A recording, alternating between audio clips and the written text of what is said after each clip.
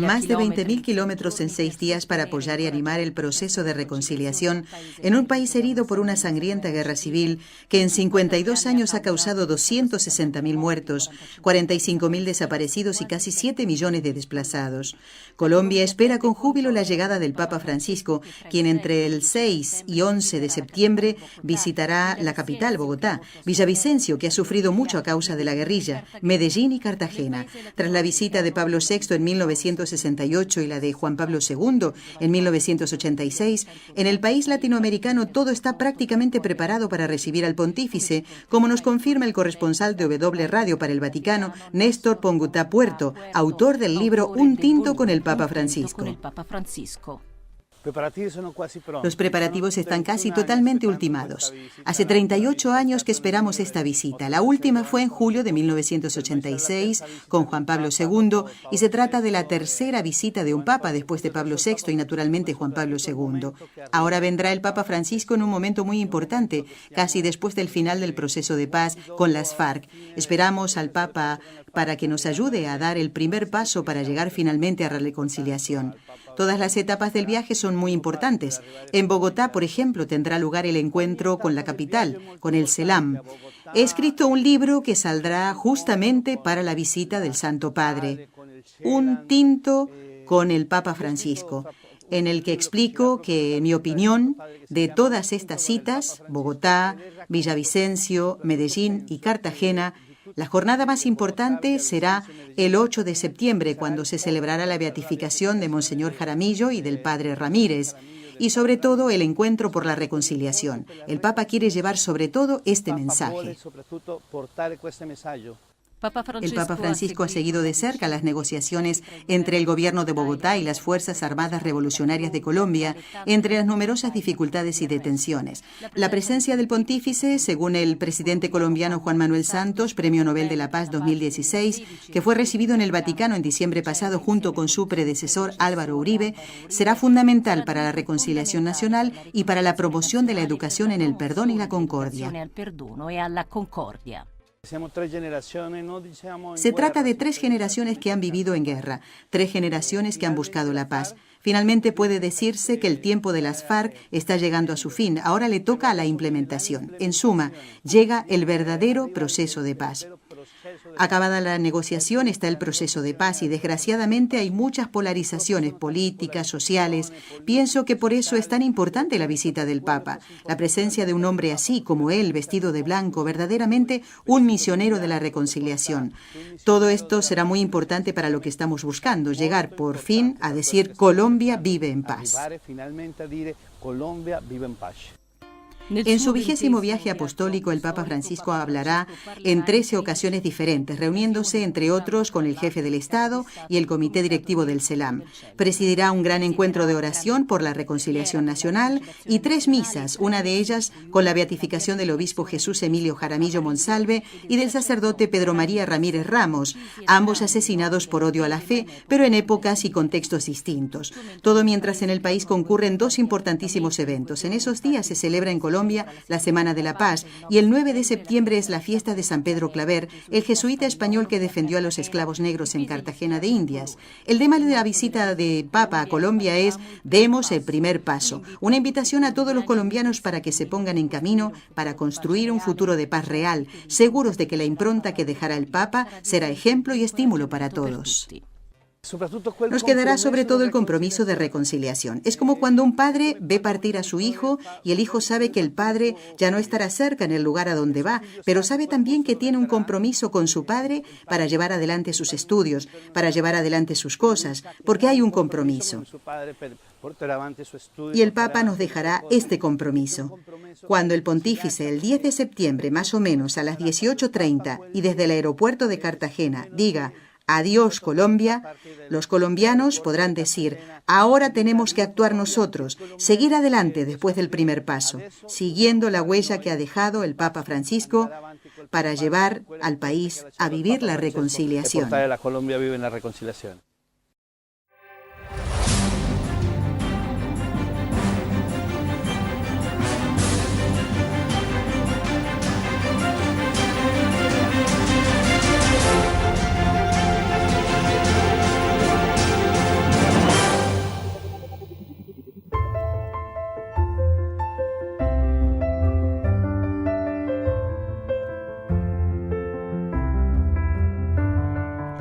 A primeros de mayo había dicho que emprender una reforma no significa limpiar un poco las cosas, sino darles otra forma, organizarlas de una manera distinta. Cuando habló a los miembros de la plenaria, la primera, de la Secretaría para la Comunicación, el Papa Francisco había pisado ya el acelerador de un cambio que desde hace meses tiene a los medios de comunicación vaticanos en el centro de un gran taller.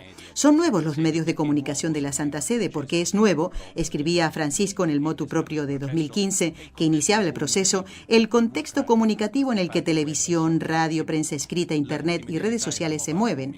La capacidad multimedia es la nueva apuesta, pero la evolución digital solo es la punta del iceberg de un cambio auténticamente complejo para los medios de comunicación a la sombra de la cúpula de San Pedro.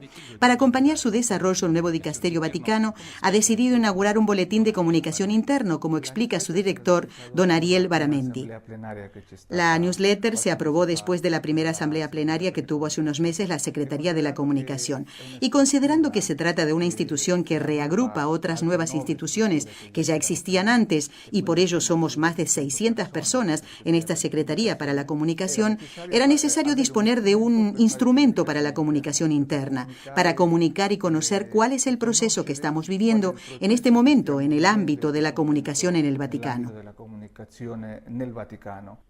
Novedad rima siempre con experimentación, y esto es lo que están viviendo a todos los niveles los productores de la información vaticana en esta fase de reorganización. La geografía humana y profesional de los medios de comunicación del Papa está en constante reorganización y puesta al día para llegar a gestionar de la mejor manera la dimensión multimedia. Ya no se puede responder, digamos, analógicamente a un mundo que es totalmente digital, por usar una metáfora. Creo que esta reforma no es solo tecnológica, sino también de mente y de espíritu, para estar abiertos a la formación permanente, a nuevos lenguajes, por ejemplo, a la interacción.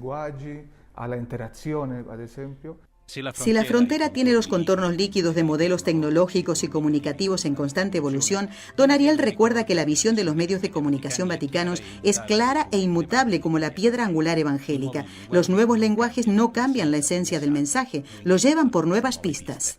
Estrategia comunicativa y estrategia tecnológica, con un espíritu abierto para llevar el Evangelio al mundo de hoy, y no a un mundo que es pasado, en un mundo con muchos desafíos, respecto a los que la Santa Sede debe ser pionera, como lo ha sido siempre, para responder y llevar la luz de Cristo, el rostro de Cristo, a zonas de comunicación que antes no existían, y ahora sí.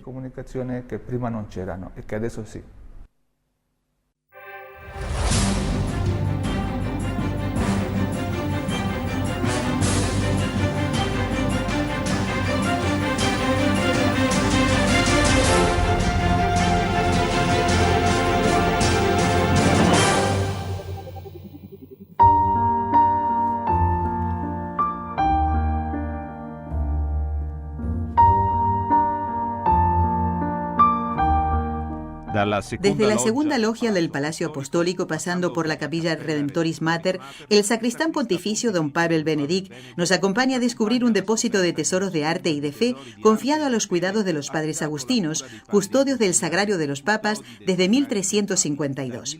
Es el depósito pontificio de relicarios que conserva relicarios de todos los tipos, realizados desde el siglo XV hasta hoy y regalados a los papas con motivo de beatificaciones y canonizaciones. La sacristía pontificia, que está bajo la responsabilidad del maestro de las celebraciones litúrgicas del Papa, tiene siempre actualizado el archivo fotográfico numerado de todos los relicarios. Los relicarios de los beatos y de los santos son unos 1.400, quizá algunos más, procedentes de todo el mundo.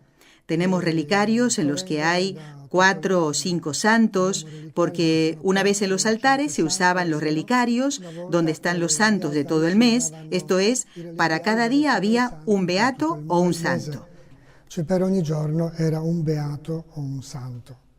Juan XXIII hizo preparar el pavimento de esta sala y se trajeron los relicarios que había antes en la sacristía. E sono stati portati qua i reliquiari che erano giù in sacrestia, poi prima erano negli altri luoghi. Caminando entre las vitrinas, don Pavel nos señala algunos relicarios que custodian un fragmento del cuerpo o un objeto perteneciente a los santos más conocidos, o también objetos de valor artístico que han sido solicitados para exposiciones. Vemos un lienzo empapado de la sangre de San Pío de Pietrelcina, mientras que este relicario custodia la sangre de Santa Teresa de Calcuta. Los santos actuales están al lado de los que no están fechados en una única colección de fe. Así tenemos la pequeña arquilla de San Francisco de Asís y la que encierra una oración a la Virgen escrita por la beata Chiara Badano, la focolar de 18 años que ascendió a los altares en 2010. El relicario de Santa Rosa de Viterbo, que reproduce la famosa carroza que se llevó en procesión el 3 de septiembre por las calles de la ciudad del Lacio, está a pocos pasos del de los esposos Luigi y María Beltrame Quattrocchi, beatificados en 2001 por San Juan Pablo II. Al Papa Wojtyła, que celebró 147 beatificaciones y proclamó 1.338 beatos y 51 canonizaciones para 482 santos, le gustaba mucho esta sala. Per 482 santi amava molto questa sala. Después de las canonizaciones y beatificaciones en la plaza o en la basílica, durante el pontificado de San Juan Pablo II, él tenía durante una semana las reliquias en su capilla privada y después de una semana nos las enviaba a nosotros, al depósito. Venía aquí a rezar bastante a menudo, media hora, una hora, no sabemos cuántas veces a la semana, pero sabemos que venía aquí a rezar y a pedir ayuda a los santos. Que venía acá a pregar y pedir ayuda a los santos. San Juan Pablo II también proclamó doctora de la Iglesia a Santa Teresa del Niño Jesús y al Papa Francisco canonizó en 2015 a sus padres, Luis y Celia Guerin. Su relicario está en el depósito pontificio junto al relicario en forma de cabaña africana de San Carlos Luanga y sus 12 compañeros mártires de Uganda. Un poco más allá, una urna de cobre contiene tierra de Auschwitz, de la celda donde sufrió martirio el padre Kolbe. Este es el relicario que se utilizó para la beatificación y la canonización de San Juan Pablo II. Recibimos del Hospital Niño Jesús la ampolla con sangre de Juan Pablo II y pensamos cómo colocarla en un relicario.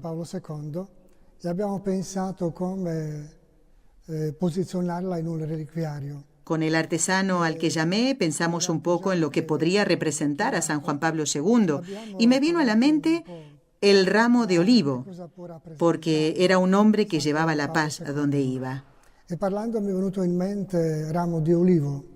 Per quando era un uomo, dove andava portava la paz. Al lado, en la vitrina, el relicario de San Juan XXIII, canonizado junto con el Papa Wojtyła el 27 de abril de 2014, que recuerda los ramos de olivo. Don Pavel también nos indica dónde se guardan las reliquias de San Juan Bosco, el dedo de San Agustín y el gran relicario de San Cristóbal Magallanes y 24 compañeros mártires mexicanos canonizados durante el jubileo del 2000.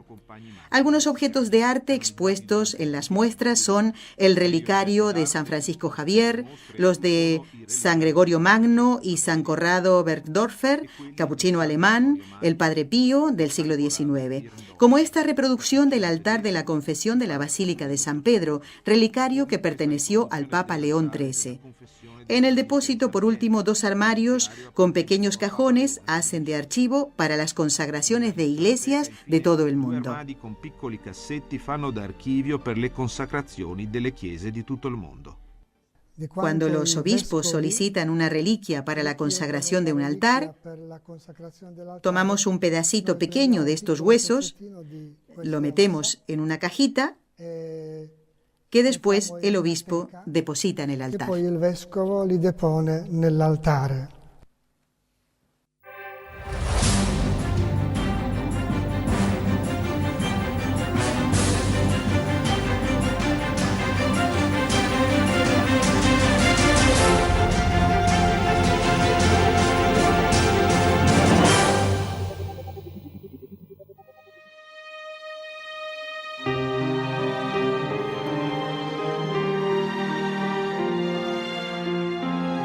Una vez más, los maestros restauradores de los museos vaticanos están trabajando sin descanso, con técnicas muy sofisticadas y la ayuda de las más modernas tecnologías para devolver su antiguo esplendor a obras artísticas de valor incalculable que pronto se expondrán para delicia de los ojos de miles de visitantes procedentes de todas latitudes. En el laboratorio de metales y cerámicas, en concreto, se trabaja en cerámicas de la escuela de Urbino, que se remontan a 1540-1560, conocidas como la colección del Cardenal Carpeña, compuesta de 34 platos ilustrados. Una serie única en el mundo porque fue diseñada, así al menos lo transmite la historia, por aquel genio absoluto, príncipe de las artes, que fue Rafael Sanzio. Flavia Calori di Vignale, responsable del laboratorio. Un personaje del Senado capitolino en 1600 los regaló al Museo Kircheriano, también conocido como Museo de las Maravillas de la época. En origen era una colección de 39 platos, de los que solo nos han llegado 34. Algunos se perdieron en las distintas vicisitudes de la colección misma. Al Museo Kircheriano las compró el cardenal Carpeña en el siglo XVIII. De hecho, era una colección principesca no solo por la belleza de los platos, por la cantidad, por la calidad, sino también porque se consideraban y se vendían como cuadros que representaban episodios de la mitología antigua o religiosos. Algunos se narran en la parte de delante, otros se explican en el reverso. Por ejemplo, este es Egeo, que ve las velas negras de la nave que debía traer a su hijo Teseo. Comprende que ha muerto porque esta era la consigna. En realidad no había muerto, pero el padre se arroja al mar y se mata. Así, en estos platos se cuentan también episodios muy dramáticos de la historia. Antes de llegar a los museos del Papa a través de la Biblioteca Apostólica Vaticana en el siglo XIX, los platos atribuidos a Rafael y realizados por ceramistas de Urbino por encargo también navegaron mares y atravesaron tempestades y sufrieron infinitas intervenciones de restauración, quizá invasivas, que pusieron en peligro su valor artístico y cultural. Del cardenal Carpeña la colección pasó a los papas. Llegó a las manos de Benedicto XIV, que los expuso en el Quirinal, residencia pontificia entonces, y 4 años después fueron destinados a Castel Gandolfo. Y en los numerosos traslados se dañaron algunas piezas. Entre las fases de restauración, nos explica la doctora Calori, la de limpieza ha resultado ser la más complicada. Desde el punto de vista técnico, la primera fase de trabajo es el desmontaje de las colas antiguas. Así el plato se desmonta de sus antiguas colas, que ya no resisten y ni siquiera tienen una adherencia adecuada. De este modo son peligrosas, además de estar sucias, porque están degradadas por el tiempo, amarillentas. Así que, en primer lugar, el restaurador debe proceder a desmontar, obviamente cuando es posible, y volver a montar con los nuevos sistemas de anclaje. Cuando en algunos casos los platos tienen grandes lagunas, es necesario integrar. El restaurador lleva a cabo una integración, obviamente respetuosa con el original. No va a pintar de una manera nueva, por lo que se mantiene el color de la mezcla cerámica que se ve, y de esta forma el lector, el visitante, puede comprender que se ha perdido un pedazo, pero se mantiene la integridad del plato. En otros casos, la restauración es más complicada, porque tiene sobrepinturas antiguas, muy antiguas, reinterpretadas según la historia de la época. Por eso es difícil quitarlas, porque de otra forma vamos a quitar un dato histórico, algo que cuenta la historia de la pieza. Entonces se cubren y se retocan, pero manteniendo el dato histórico para la posteridad.